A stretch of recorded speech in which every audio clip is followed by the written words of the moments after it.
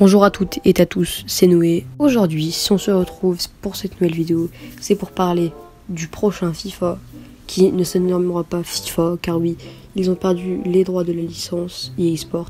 Du coup, le prochain FIFA, ça ne s'appellera pas FIFA, mais EA Sport FC.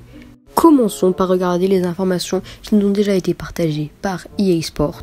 Déjà, en licence, nous avons encore, évidemment, les grands championnats majeurs européens, la Conference League, l'Europa League et la plus prestigieuse de toutes, la Champions League. À cette liste, nous pouvons également ajouter les grands championnats européens.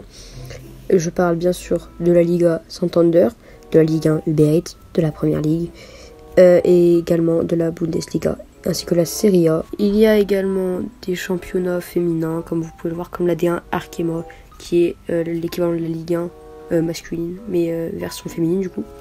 Et en Ligue féminine, il y a d'ailleurs la UEFA Women's Champions League. Maintenant, nous allons parler des autres continents.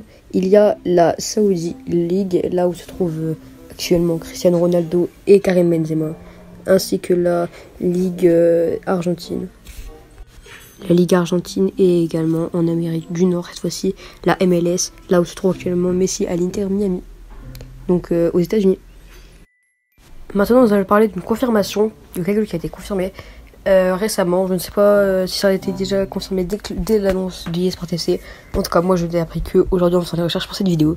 Mais dans le prochain opus de FIFA, soit EA Sport FC, du coup, EA Sport FC, la nouvelle ère, il y aura des coupes d'Amérique du Sud, soit la Copa Sudamericana, logique, la Copa Libertadores, la Recopa et la Libertadores.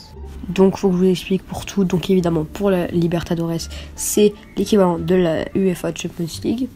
Pour la Sudamericana, c'est l'équivalent de la Ligue Europa. Et la Recopa, c'est l'équivalent sud-américain de la Super Coupe de l'UEFA. Soit, on va dire, où s'affrontent, du coup, le gagnant de la Ligue Europa et le gagnant de l'UEFA Champions League. Donc là, de la Libertadores et de la Sudamericana. Tournons désormais en Europe pour parler cette fois-ci des ligues nationales. Donc il n'y aura plus la Coupe du Monde, car ils ont perdu la licence de FIFA, du coup EA Sport. Mais normalement l'année prochaine, dans le prochain opus de EA Sport FC, du coup, nous pourrons normalement retrouver la Ligue des Nations. Donc c'est pas une chose très... Ce n'est pas une ligue très importante en soi, c'est assez particulier. Mais ça peut aussi également ouvrir des portes pour des choses plus intéressantes comme l'Europa qui va avoir lieu normalement en 2024.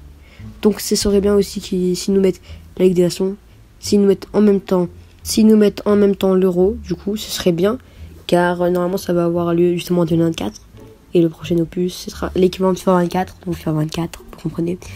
Donc ce serait bien normalement qu'ils nous le mettent pour EA Sport FC.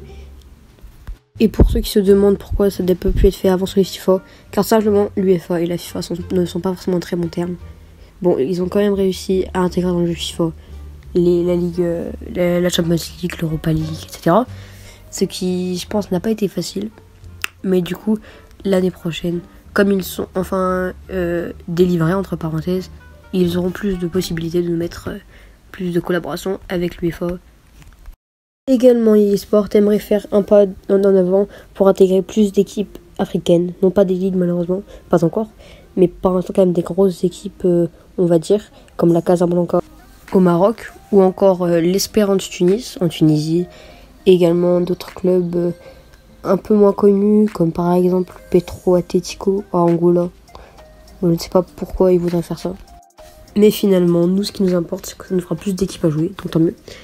Mais ça veut également dire que EA Sport se rapproche petit à petit de l'Afrique. Et qui sait, peut-être que dans 2-3 ans, voire même l'année prochaine, voire peut-être cette année, bon cette année j'y crois moyen, et que l'on ait des clubs africains qui sont dans des ligues carrément africaines qui seront jouables.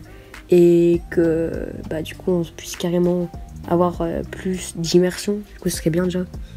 Et puis, je sais que quand même beaucoup de gens veulent certains clubs africains, certaines ligues africaines.